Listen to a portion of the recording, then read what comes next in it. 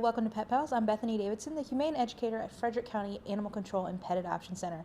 Animal wrangling for us again this morning is Volunteer Coordinator Sean Snyder, and he's got quite a challenge today with Zofia. She is a 3 to 4 year old black domestic shorthair. She came to us as a stray, so we're not quite sure what her story is. She did come in with another animal, a male cat who is also going to be on the show today. So they came from the same property, so she probably does well with other cats. She is very friendly. When you approach her cage, she comes right to the front. If you reach out a hand or a finger, she rubs right into it. She shows you where she wants you to pet her. She purrs, but she is not your typical lap cat. She does not want to sit on Sean's lap. She wants to get down and explore. She's still relatively young, so she's still very playful, very curious. Even in her cage, she heard a noise and she was like, "What's that?" She wants to kind of see what's going on. So if you're looking for a lap cat, maybe Zofia is not the cat for you. But if you want a cat that's going to be playing with you and engaging with you and kind of also a little bit independent, then she might be a good fit for your family. She has already been spayed, so it's unlikely that she was owned by someone in the past. Because she's very friendly, she's already spayed. She has some great kind of white spots on her that kind of set her apart from other black cats, and she's pretty petite at about 7 pounds. She could be adopted for a fee of $97.50 if you were interested in her. We're going to take care of getting her up to date on all of her vaccinations, and she will also be microchipped, so if she gets lost again, we'll be able to hopefully get her back quickly and safely to her family. You can visit her here at 1832 Rosemont Avenue. This guy is Montaigne, and he is also a 3 to 4 year old black domestic shorthair. He is the cat that came in from the same property as Zofia. They're about the same age. They came from the same place. They could be litter mates. Not exactly sure, just kind of speculating a little bit. He is obviously significantly larger. He weighs in at 16 pounds, 8.5 ounces, making him the biggest cat on the adoption floor right now. We had a series of large overweight cats a while back, and most of them have lost weight and been adopted. So now it's Montaigne's turn here to do the same. He's not as overweight as some of the cats that we've had previously, but a healthy diet as well as some exercise would be great for him to make sure that he is going to get down to the safe weight and live a nice, long, happy, healthy life. He is a little bit calmer than Zofia. Also super friendly, came right to the front of his cage, was excited and was verbally greeting me, meowing. He too wanted to show me, where he wanted me to pet him. And both of them have been struggling a little bit with being picky eaters. And he might be a bit of a social eater. Once I was there and kind of engaged and petted him a little bit, he went to his food bowl and wanted to eat. That's something that's not uncommon here in the shelter. They're stressed out, they're a little nervous, and sometimes they need that comforting voice, that person to be there to help them want to eat. That's something that might carry over into a home environment, maybe just for the first couple of days or maybe longer term, but it's just something that's kind of sweet. I mean, who wants to eat dinner alone? So Montaigne likes to have somebody to kind of socialize during mealtime with. You can visit him here at 1832 Rosemont Avenue. He is already neutered, so we've gotten him up to date on his vaccines, and we've microchipped him as well. So if he does run off again, we'll be able to get him back where he belongs. We have one more black cat for you today. This is Bretta. She has been on the show before, but we have some new information about her that we would like to share with you. So Bretta's about 2 to 3 years old. Recently, she was living at the cat cafe, and she was actually doing really well there. She's very social.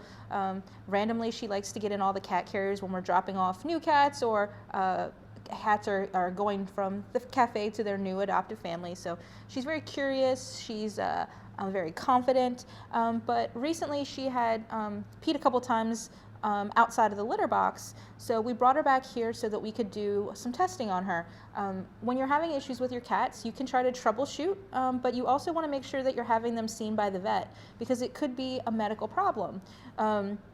So we did a urinalysis on her and discovered that While she didn't have a urinary tract infection, she had a lot of sediment in her urine, which means that she has urine crystals, which is something that we see here quite frequently. It's kind of like almost kidney stones, so it's very painful when they go to the bathroom, and to resolve that, we have to put them on a special diet. So we have recently transitioned Bretta to that special diet that will reduce all of those things that create the crystals in her body so that she can feel better.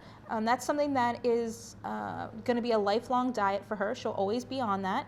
There are wet and dry versions of that, and we provide her with both of those here, but it is going to be an extra expense for anyone who would want to adopt her.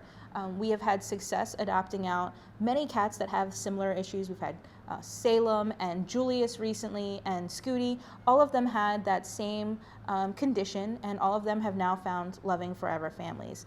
The cost of that food can be about the cost of like a grande latte a day. So it's not a huge expense, but it can be a little bit more than what some people are willing to invest in their cat food. So if you're walking by and you see Bretta and she's very friendly and engaging and she likes to be petted and she's playful, you might want to make her part of your family. But just remember, that's why we have you read these medicals, so that you can understand that she has that extra expense. That's something that you're going to have to be willing to maintain if you want to make her part of your family.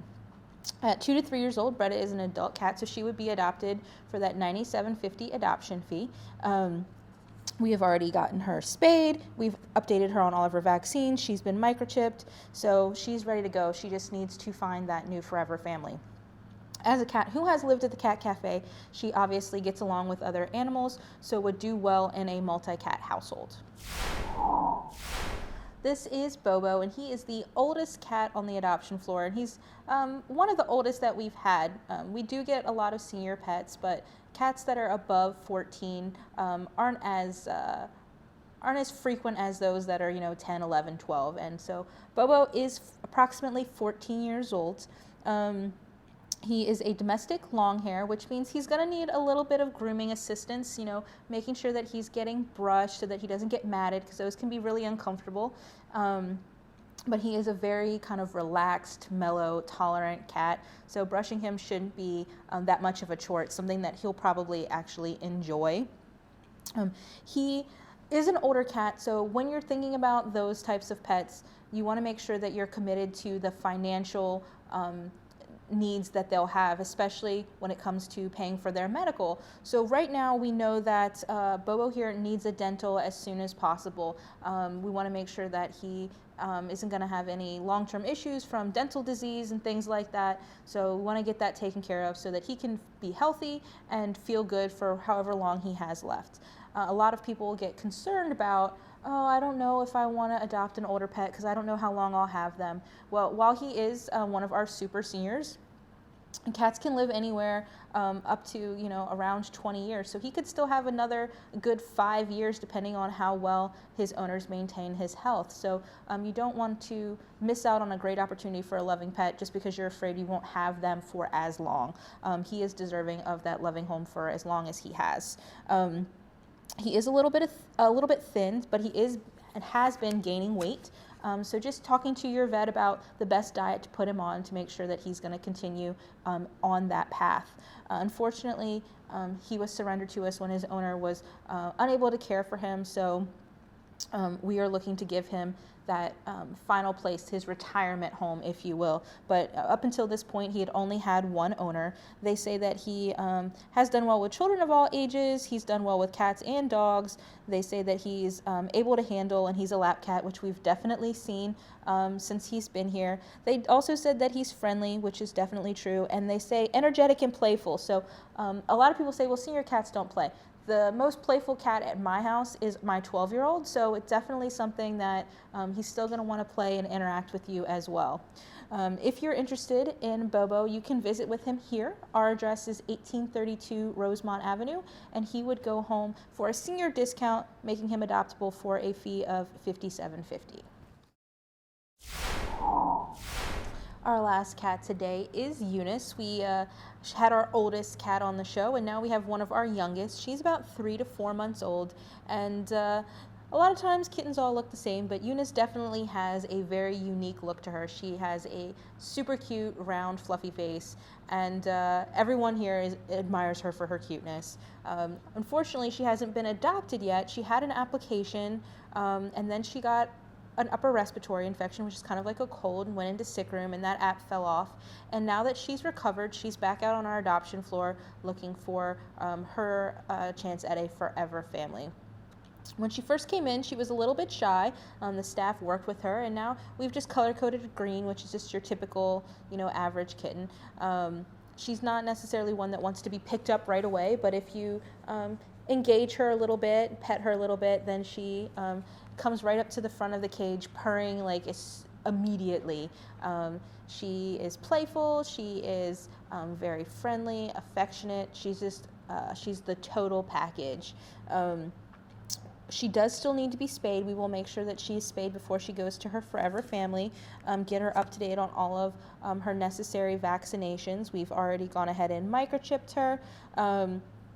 And you get all of those things, the dewormer, the flea and tick preventative, and a well visit to the vet for just $97.50, which is a great deal. If you have had pets before and you have had to take them in for just their well visit, you know that can be almost that cost. So you're definitely getting a lot for your money when you adopt from us.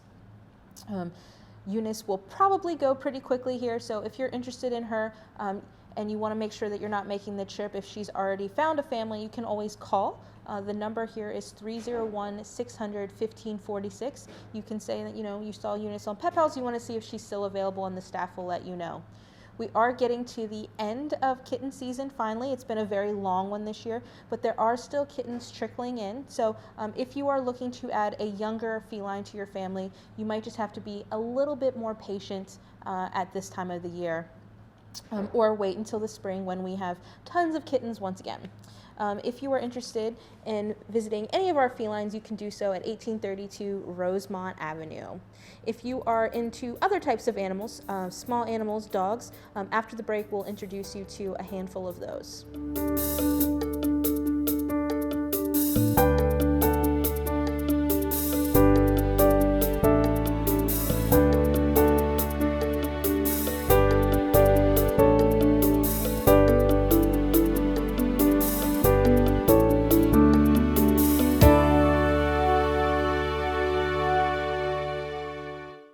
The Frederick County Sheriff's Office now offers fingerprinting services 3 days per week, from Tuesday through Thursday.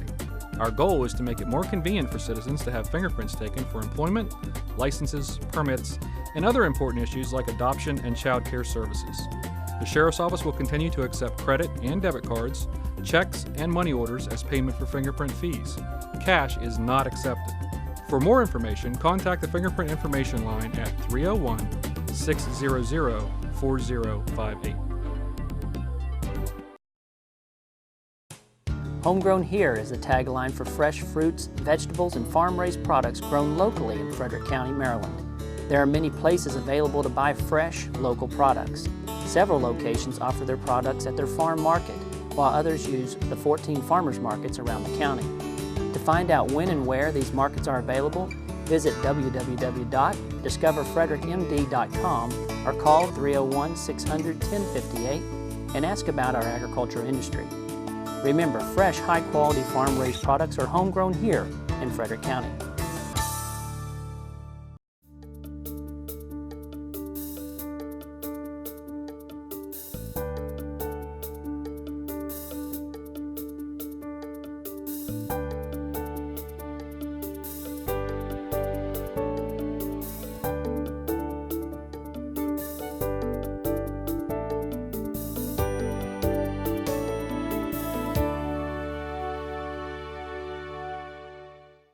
Welcome back. Our first couple of guests are going to come from our small animal room.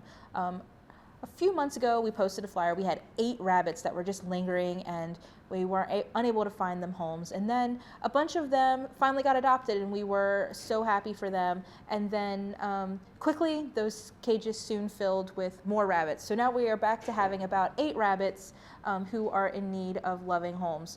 Anakin is about a 4-year-old English spot. He is black and white. He came to us previously owned when his owners were moving, and they were unable to take him along. He is the only orange color-coded rabbit on the floor right now, which just means he's a little bit calmer, a little bit more handleable, things like that. Sean was actually able to carry him out here instead of putting him in a carrier.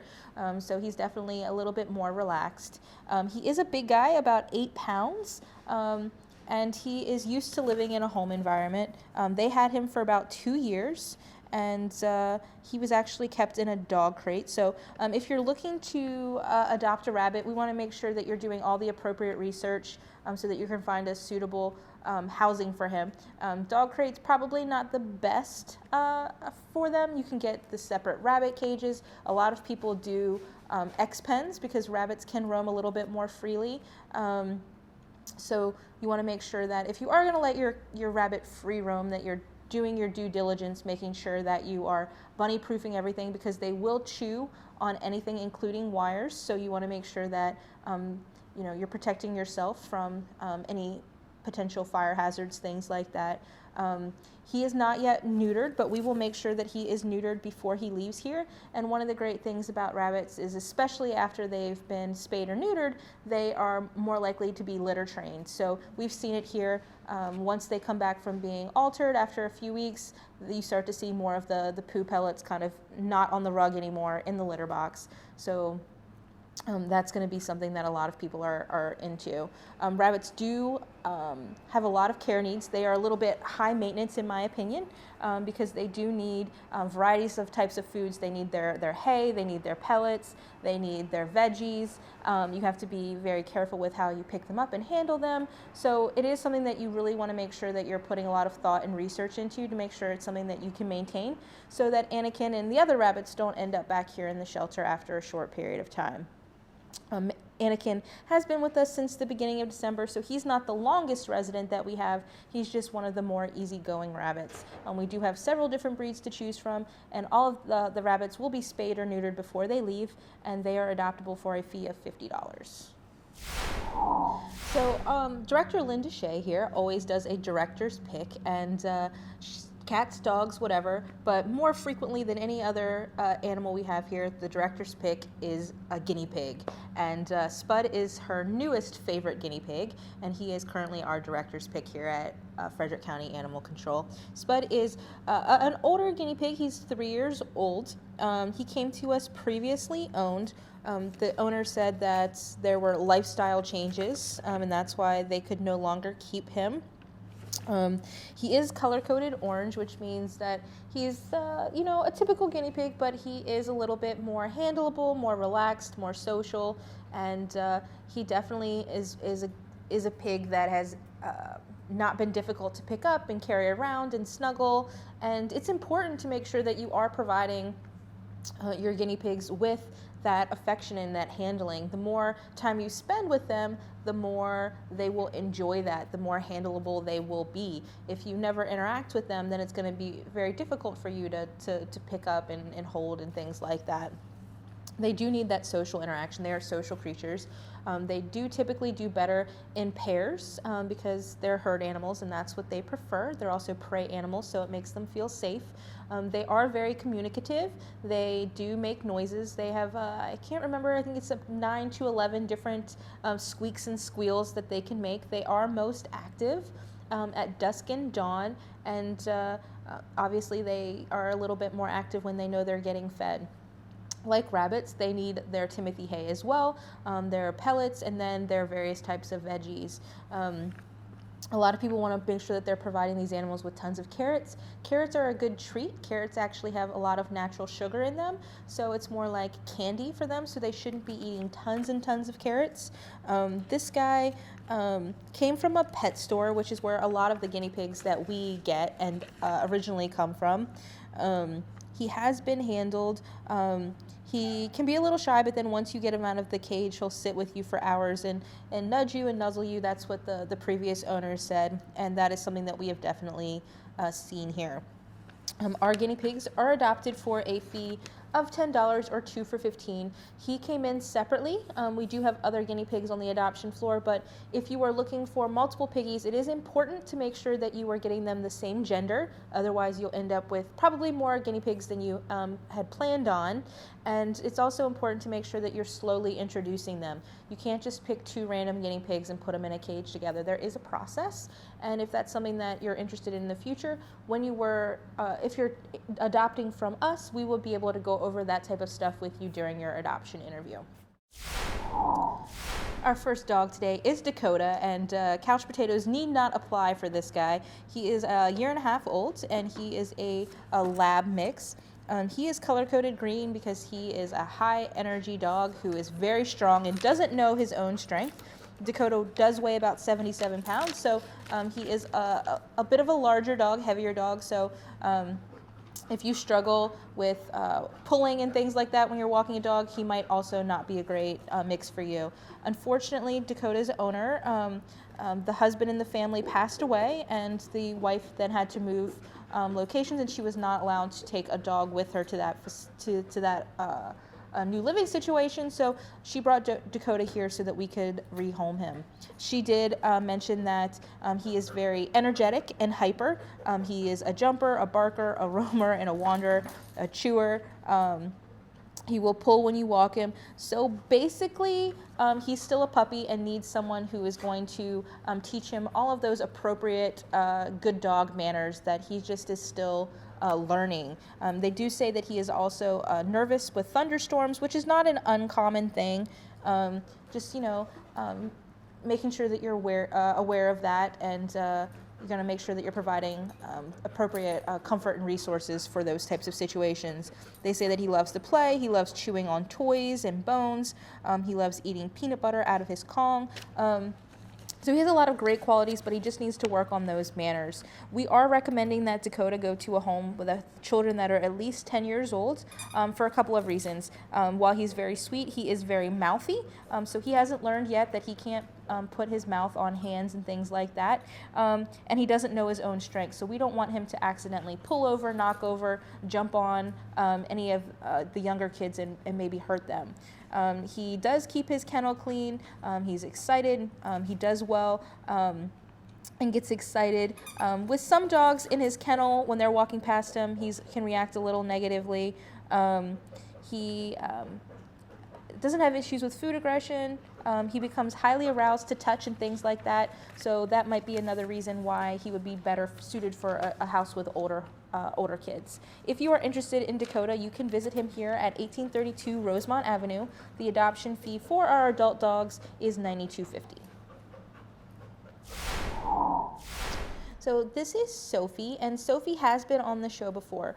Sophie was recently returned after being adopted because she was having an issue with food in the home when the kids were around.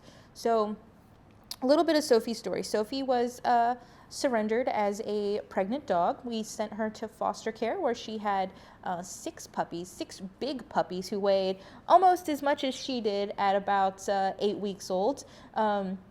They have all been rehomed, and now, unfortunately, Sophie is back here looking for her second chance. During her stay in her foster home, they noted that she did really well with some dogs, but not other dogs, and that she could be a little bit possessive of her food. So not something that's super dangerous, but we wanted to make sure that everybody was aware and to deal with her, feeding her and things like that in an appropriate way. Unfortunately, in her new home, there was a situation where a young child was trying to take food out of Sophie's mouth, and Sophie then nipped at the child, and then later there was another situation where there was food and the child involved, and Sophie nipped again. So they brought her back to us. So because she hasn't been doing well in that area, we are going to definitely suggest that she go to a home with older kids or adults only, so that everybody in the household can understand that Sophie doesn't understand that food is going to always be a resource for her, that she's just going to have, and she doesn't have to fight for it. So we want to make sure that everybody in the household is not going to try to take food away from her. We're not going to just throw a bunch of food on the ground and watch her and other dogs potentially fight for that resource. But that's really Sophie's main issue.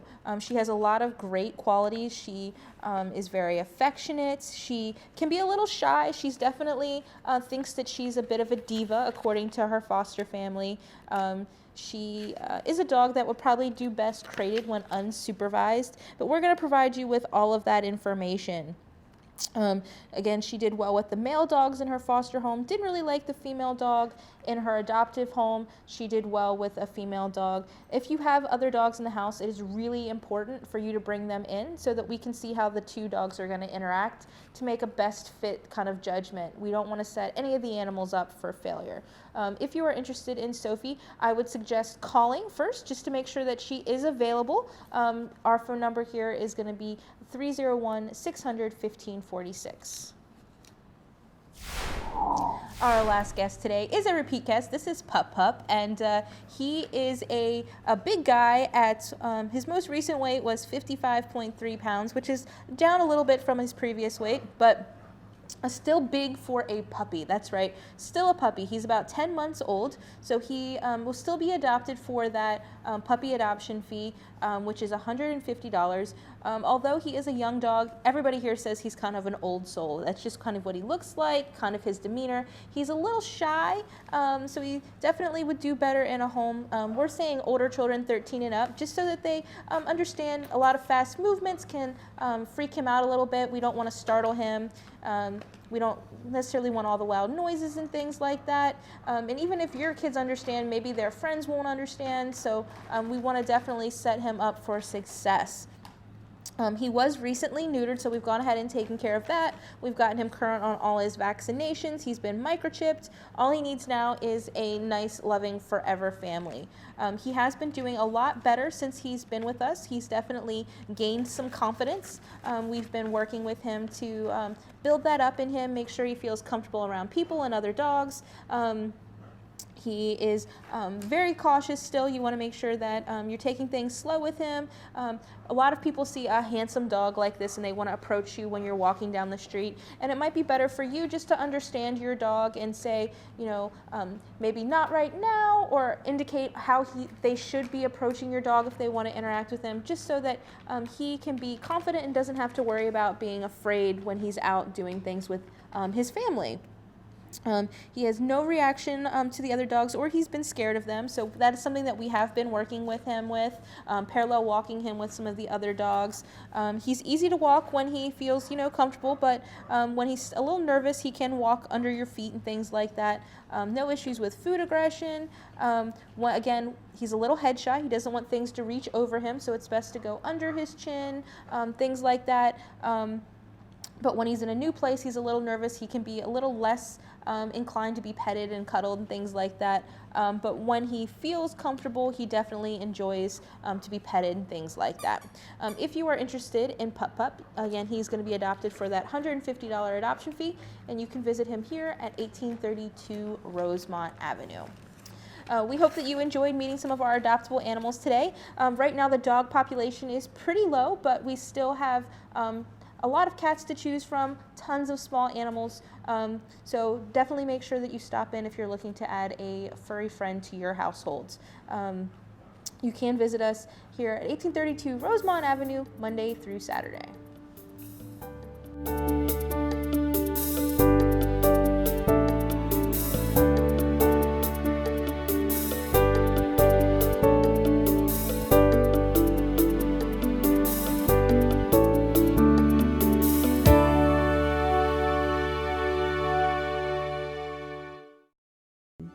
Thinking about traveling out of the country this summer? As we get closer to peak vacation time, the race to get a passport is on. Now there's a new way to get your passport locally. Frederick County Public Libraries opened a new passport acceptance facility in the Seaver Arts Public Library in downtown Frederick. Located at 110 East Patrick Street, the office will accept passport applications on behalf of the U.S. Department of State. While tending to your application, you can also get your passport photo taken in the new library office. No appointments are necessary, as the service is on a first-come, first-served basis. The office is open Tuesday through Sunday at varying hours. For more information, visit travel.state.gov, fcpl.org, or call the library at 301 600 1630.